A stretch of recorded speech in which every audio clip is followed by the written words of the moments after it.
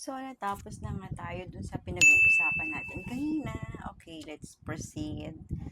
Okay, naglagay lang ako ng lip. Ayan, lip, ano ba tawag ito? Lip sleeping mask na ginagamit ko pang babad sa ating lips. Kasi nagda-dry siya. So, meron nga pala akong isi-share sa inyo ulit.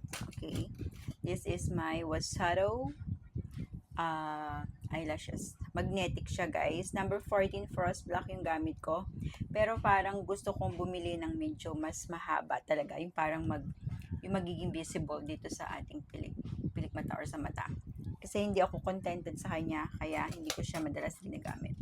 So, at saka, hindi pa ako ganun kasanay maglagay. Yan, nahihirapan pa ako. Medyo hindi ko pa siya gamay. Yan, for today's video, nakatali uli yung ating buhok. Kasi feel ko, dahil mainit, sobrang init dito ngayon. So, ayan. Ano nga pala share ko? May share ako sa inyo na tips. Ayan. Dahil nireview ko nga yung nirecord ko kanina. And I'm happy kasi hindi ko na naririnig yung tumitila ako sa kapitbahay. So, eto, i-reveal ko na sa inyo kung ano yung gamit-gamit kong microphone wireless. Okay? Okay, for today's video, this is my mini microphone na gamit ko ngayon. Ito siya. Ididikit lang. Pwede mo rin siyang gawing nakasuot sa neck. So, this rechargeable and rechargeable wireless mic to. Okay? From TNW. Dumating siya kahapon. Meron siyang iba't ibang kulay. So, bali, ito kasi kinuha ko is yung black para madali siyang itago. Kasi pagka ganito, medyo visible siya na. Medyo parang, alam nyo na, di ba? Alam na nagre-record tayo or content creator. So, ang kinuha ko is yung black. Okay? So, ito. Ayan ang kanyang lagayan. Kaya nakita nyo is black yung aking Ang ganda nito kasi meron na siyang sariling lagayan, guys. Tsaka ang kinuha ko is dalawang microphone para pagkausama ko si Ate Bib, tigisa kaming mic. Mahilig siya kasing sumali. So, sa loob niyan, ganito. Meron siyang kasama. Ayun yung gamit ko, Type-C yung aking cellphone na kinoconnect doon. And ito naman para dun sa, ano ba tawag dito? Hindi ko alam. Ayan. Ganito, kayo na bahala. Ayan. Ayan, para sa lightning na cord ba yun? Ewan ko. Tapos, dalawa yung mic niya. Ito isa. Hindi ko pa ito ginagamit. So, ito pa lang yung ginagamit ko. Ayan. Hindi ko pa ito charge. Kahapon lang ito dumating. And sobrang na-satisfied ako sa kanya. Nga ako, sabi ko, dapat pala noon pa pala ako bumili na lang ganito na lang. Kesa doon ako bumili sa isa ko. Ang mahal nang naubos ko to, naka 12,000 ako para lang makuha ko yung mic na yun at saka yung receiver.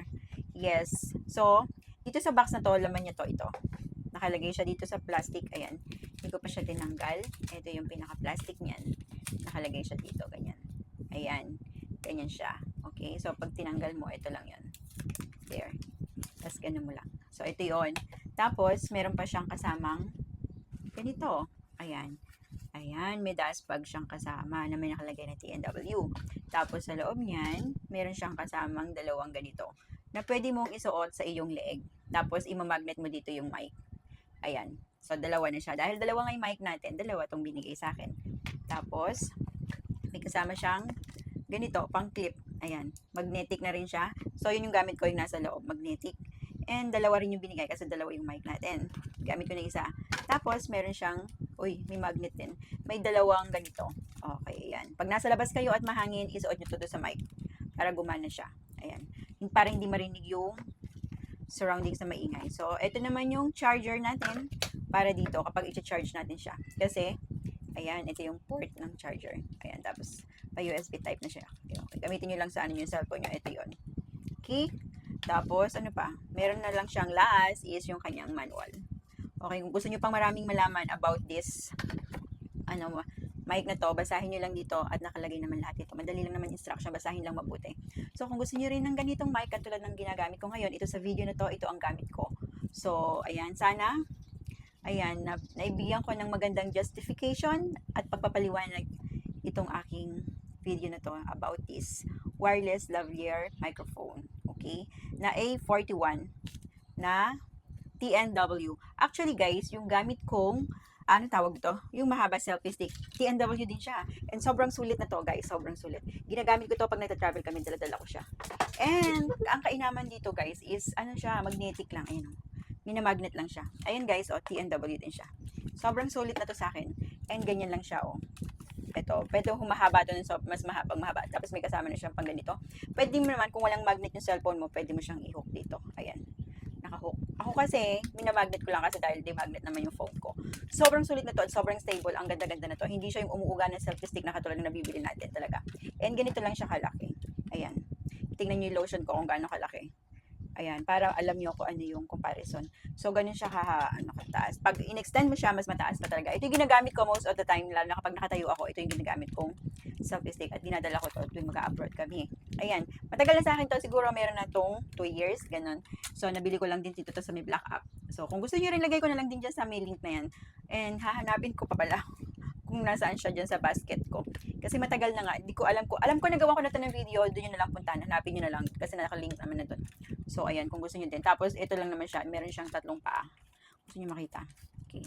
Kaya fan na fan ako talaga ni TNW. TNW baka naman. Ayan, oh, di ba? Meron din ako mic na isa dati na nabili ko sa kanya. Pero hindi ko na maalala kung saan ko nilagay. Ayan, oh, 3 siya. Madali lang siyang buksan. At sobrang stable din na to. I-click mo lang para magsara. Ang ganda na to. Buti na lang di ko to dinala nung nagpunta kami ng Shanghai. Hindi mako-confiscate to do sa may Disneyland. Yung isa kasi na-confiscate eh. Bumili na ako ng mas maliit lang yung naikakawit na sa bag. Na-confiscate na lang. Papasok kami ng Disneyland Shanghai.